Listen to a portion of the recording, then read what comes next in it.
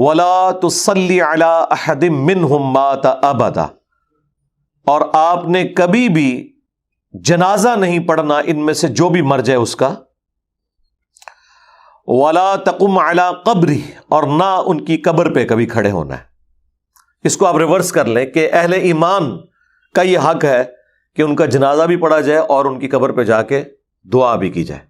تبھی ان چیزوں سے منع کیا جا رہا ہے منافقین کے حق میں، کیونکہ عبداللہ ابن ابی ظاہری کلمے میں تو مسلمان ہی تھا، اندر کا معاملہ تو اللہ کے سپرد. نبی الاسلام نے باوجود اس کے کہ آپ کو یہ پتا تھا کہ یہ منافق ہے، اپنے حسن اخلاق کا مظاہرہ کرتے ہوئے، اور اس کا بیٹا بھی چونکہ صحابی تھا کامل الایمان، اس کا نام بھی عبداللہ تھا، اس کی دل جوئی کی خاطر جنازہ بھی پڑھایا. بخاری مسلم میں آتا ہے کہ اپنا کرتا بھی کفن کے لیے دیا، اپنا لعاب دہن بھی قبر میں اتر کے اس کے منہ میں ٹپکایا. خیر اس کا فائدہ اس وقت کے منافقین کو تو ہوا کہ ان میں سے جو بھٹکے ہوئے لوگ تھے اور ان کے اندر کوئی اخلاص کا پہلو تھوڑا سا موجود تھا، وہ اسلام کی طرف پلٹ آئے رسول اللہ کے حسن اخلاق کی وجہ سے صلی اللہ علیہ وآلہ وسلم. بعد والے مسلمانوں کو بہت زیادہ فائدہ ہو گیا ہے اس حوالے سے کہ جو شخص اس اعتبار سے خوش نصیب ہو کہ اس کا کفن رسول اللہ کا کرتا بنے، اس کی یعنی زبان پہ نبی الاسلام اپنا لعاب دہن لگائے مرنے کے بعد، اور اس کا جنازہ خود پڑھائے اور اسے خود اپنے مبارک ہاتھوں سے قبر میں اتارے. اور اللہ تعالیٰ ان کے بارے میں کیا ارشاد فرما رہا ہے کہ آپ 70 دفعہ بھی دعا استغفار کریں، ہم ان کی توبہ قبول نہیں کریں گے. تو سرکار باقی لوگ تو پھر شاہی کوئی نہیں. یعنی آخرت کے فیصلے اللہ تعالیٰ نے ایمان اور اعمال کی بنیاد کے اوپر کرنے ہیں. اگر نسبتوں پہ کوئی فیصلہ ہونا ہوتا تو یہاں پہ ہو جاتا. نام لیے بغیر ایک بہت بڑی شخصیت کے بارے میں یہ لوگ کلیم کرتے ہیں تاریخی روایتوں کی بنیاد پہ، جو پوری زندگی اہل بیت کے ساتھ اپنی دشمنی نبھاتے رہے دنیا سے مغلوب ہو کے. وہ کہتے ہیں جی جب ان کی موت کا وقت قریب آیا تو انہوں نے کہا کہ یہ حضور کے چند بال مبارک ہیں اور ناخن مبارک ہیں، جب میں مر جاؤں تو میرے کفن کے اندر یہ رکھ دینا، میری زبان کے نیچے وہ رکھ دینا، اور پھر مجھے ارحم الراحمین کے سپرد کر دینا. یہ لوگ اس شخصیت کی فضیلت کے بارے میں یہ بات کر رہے ہوتے ہیں. تو سرکار یہ آپ ناخن اور بال کی بات کر رہے ہیں، نبی الاسلام نے خود جنازہ جس کا پڑھایا ہو، اپنے مبارک ہاتھوں سے اسے دفنایا ہو، لعاب دہن اس کے منہ میں ٹپکایا ہو، اپنا کرتا اس کا کفن بنایا ہو، اور اس کے حالت یہ ہے کہ نبی علیہ السلام کو اللہ تعالیٰ فرما رہا ہے کہ آپ 70 دفعہ بھی استغفار کریں، ہم ان کی توبہ قبول نہیں کریں گے، آپ بھی اگر کریں ان کے حق میں.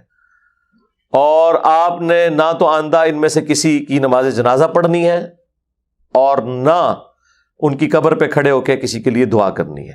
انہم کفروا باللہ، یہ وہ لوگ ہیں جنہوں نے اللہ کے ساتھ کفر کیا، ورسولہ، اور اس کے رسول کے ساتھ، وماتوا وہم فاسقون، اور انہیں موت اس حال میں آئی ہے کہ یہ فاسق مرے ہیں، مجرم ہیں، ظالم ہیں، اللہ اور اس کے رسول کے دشمن اور مخالفین میں یہ شامل تھے.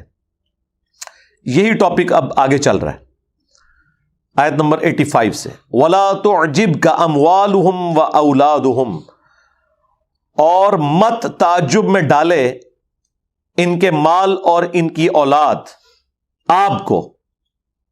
انما یرید اللہ ان یعذبہم بہا فی الدنیا، اللہ تعالیٰ چاہتا ہے کہ اسی مال اور اسی اولاد کے ذریعے انہیں دنیا میں عذاب دے.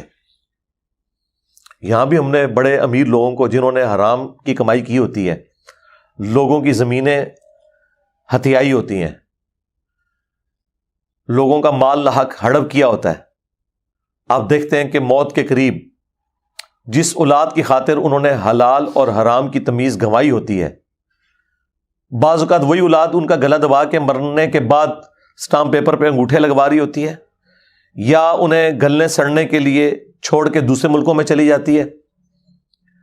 اور بعض اوقات وہ اولاد ایسی نافرمان نکلتی ہے کہ ان کا سارا جو جمع پوجی پوری زندگی کی ہوتی ہے وہ بیچ کے کھا جاتے ہیں، اور پھر وہ لوگ اسی اولاد کو بددعائیں دیتے ہیں جو اولاد انہوں نے بڑے رو رو کے اللہ سے مانگی ہوتی ہے، تو یہ سب کچھ کیا ہو رہا ہوتا ہے؟ جو اللہ تعالیٰ نے قرآن میں فرمایا کہ اللہ تعالیٰ چاہتا ہے کہ جس مال اور اولاد کی وجہ سے لوگ ان پہ تعجب کر رہے ہیں، اور کون؟ نبی علیہ السلام، ان کے اصحاب، کہ آپ کو تعجب میں نہ ڈالے کہ اللہ نے ان کو اتنا مال دیا ہوا ہے۔ یہاں پہ بھی کتنے حرام خور ہیں، کہتے ہیں اللہ کا بڑا فضل ہے۔ فضل کہاں سے ہے؟ تو ان کو مال اور اولاد کا ملنا، اس زمانے میں قبائلی سسٹم میں اولاد اور بیٹے زیادہ ہونا پاور کی نشانی تھی، تو ان کو جو مال اور اولاد ملی ہوئی ہے، یہ آپ کو تعجب میں نہ ڈالے کہ اللہ کا خاص کوئی فضل ہے۔ انما یرید اللہ ان یعذبہم بہا فی الدنیا، اللہ تو صرف اتنا چاہتا ہے کہ اسی مال اور اسی اولاد کے ذریعے انہیں دنیا کی زندگی میں عذاب دے۔ وَتَزْهَقَ أَنفُسُهُمْ وَهُمْ كَافِرُونَ، اور ان کا سانس اس حال میں اس دنیا سے نکلے کہ یہ کفر کی موت مرے۔ اللہم لا تجعلنا منہم، اللہم من احییتہ منا فاحیہ علی الاسلام ومن توفیتہ منا فتوفہ علی الایمان، آمین۔ وَإِذَا أُنزِلَتْ سُورَةٌ أَنْ آمِنُوا بِاللَّهِ، جب بھی کوئی سورت نازل ہوتی ہے جس میں یہ حکم دیا جاتا ہے کہ ایمان لاؤ اللہ پر، اس سے مراد یعنی جیسا کہ ایمان لانے کا حق ہے، وَجَاهِدُوا مَعَ رَسُولِهِ، اور جہاد کرو رسول اللہ کے ساتھ مل کے۔ جہاد دین کے لیے کوشش کرنا بھی اور قتال کرنا بھی میدان جنگ میں۔ استأذنک اولو الطول منہم، تو تم دیکھو گے کہ جو مال و دولت والے، اونچے قد کاٹھ والے لوگ ہیں نا، دنیاوی اعتبار سے طاقت والے، ان میں سے ان کو اس حال میں دیکھو گے کہ وہ اجازت طلب کر رہے ہوں گے کہ یا رسول اللہ ہماری تو مجبوری ہے، ہم نے جہاد میں نہیں جانا، ہم اس مشکل وقت میں آپ کے ساتھ کھڑے نہیں ہو سکتے، اگرچہ حرمت رسول پہ جان بھی قربان ہے، لیکن اس وقت ذرا تھوڑی مجبوری ہے، پھر سے انشاءاللہ۔ وَقَالُوا ذَرْنَا نَكُمْ مَعَ الْقَاعِدِينَ، وہ کہتے ہیں ہمیں تو اس حال پہ چھوڑ دیں، جو پیچھے لوگ رکے ہوئے ہیں نا، یعنی عورتیں اور بچے اور مریض لوگ، ہمیں بھی ان کے ساتھ چھوڑ دیں، اس کی وجہ ہے کہ ہماری مجبوری ہے، ہم آپ کے ساتھ شامل نہیں ہو سکتے۔ اصل میں بزدل ہیں، یہ تو نہیں وہ کہہ سکتے ہم بزدل ہیں۔ اور کون لوگ؟ جو طاقت والے لوگ ہیں۔ غریب آدمی کو تو لوز کرنے کے لیے کچھ ہوتا نہیں ہے، وہ تو کہتا ہے مروں جان چھوٹے اس دنیا سے۔ اس لیے آپ دیکھتے ہیں کہ ہمیشہ انبیاء کے اوپر غریب لوگ ایمان لے کے آتے ہیں،